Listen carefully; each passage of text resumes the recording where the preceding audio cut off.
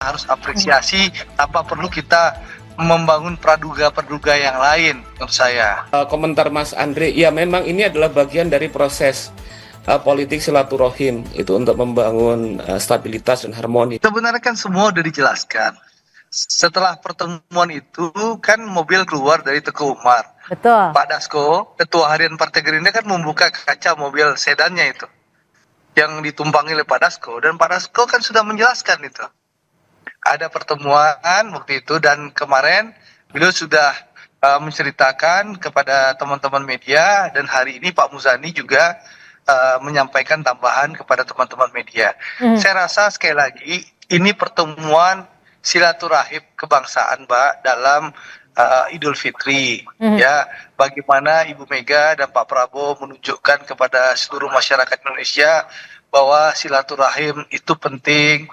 Kita sebagai bangsa harus rukun, kita harus bersama-sama untuk berjuang, untuk membangun bangsa dan negara. Dan juga kan tadi juga dijelaskan, dalam pertemuan yang banyak empat mata itu, banyak ketawanya, dan juga Ibu Mega banyak memberikan masukan pengalaman beliau dalam memimpin bangsa kepada Pak Prabowo. Dan menurut saya ini pertemuan yang sangat baik, sangat bagus. Kita harus apresiasi tanpa perlu kita membangun praduga-praduga yang lain menurut saya. Oke.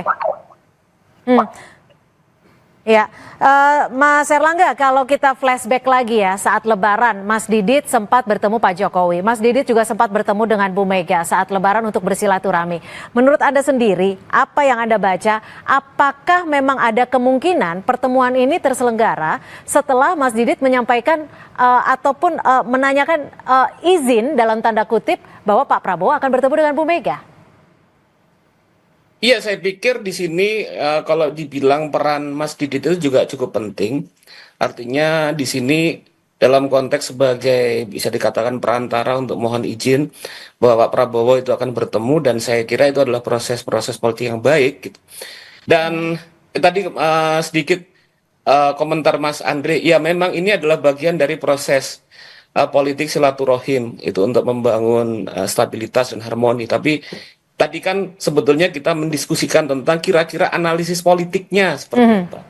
Nah, di sini dan memang kalau kita lihat, ini kalau kita balik ke belakang ya, proses silaturahim halal bihalal politik itu sebetulnya dalam sejarah Indonesia itu adalah hal yang penting. Jadi pada konteks kalau kita bicara sejarah, halal bihalal itu pernah menjadi invensi diciptakan oleh bangsa Indonesia ketika Bung Karno bersama dengan Kiai Wahab Hasbuloh pada saat setelah terjadi ketegangan politik antar elit tahun 1948 itu, kemudian membuat inisiatif setelah Idul Fitri, setelah puasa, yuk kita bikin pertemuan bersama antar elit yang bersih tegang, namanya halal bihalal. Nah, itu adalah bagian dari proses sejarah yang penting yang sedang dilakukan sepertinya oleh Pak Prabowo Subianto, dan saya pikir itu adalah hal yang sehat gitu kan. Oke, tapi gini Mas Erlangga, kalau dilihat dari pertemuan ini, apakah ada peran Pak Jokowi juga atau sudah seizin dari Pak Jokowi? Karena kan kalau kita flashback lagi ada isu yang mengatakan bahwa ini sulit terselenggara. Untuk apa Pak Prabowo harus minta izin sama Pak Jokowi? Yang presidennya kan Pak Prabowo di sini sebetulnya. Artinya kan inilah bagian dari otoritas politik Pak Prabowo sebagai presiden dalam konteks ini, dan dalam kita lihat track ke belakang, Pak Prabowo sendiri sebetulnya juga memiliki hubungan yang baik dengan Bu Megawati. Dan dalam beberapa kali juga momentum sudah diutarakan satu sama lain ingin bertemu. Saya pikir itu adalah bagian dari inisiatif dan hak prerogatif dari Pak Prabowo untuk bertemu dengan Bu Megawati.